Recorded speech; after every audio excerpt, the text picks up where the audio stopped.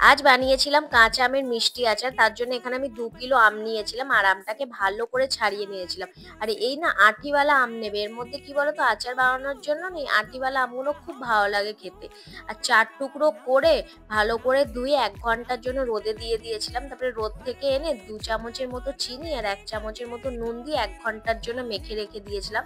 তারপরে একটা কড়াইয়ে রিফাইন তেল দিয়ে একটুখানি যখন তেলটা গরম হয়ে এলো একটু মৌরি আর কালো জিরে ফোড়ন দিয়ে ভালো করে আমটাকে দিয়ে ভালো করে নেড়ে ছেড়ে, আর এখানে আমি 500 আখের গুড় দিয়েছিলাম, সেটা দিয়ে দেখতেই পাচ্ছ কি সুন্দর হয়েছিল।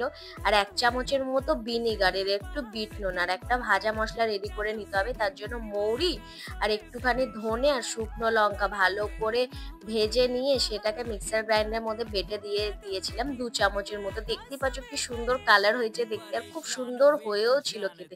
তোমরাও ট্রাই করবে, আর ভালো লাগলে সাবস্ক্রাইব করে দেবে।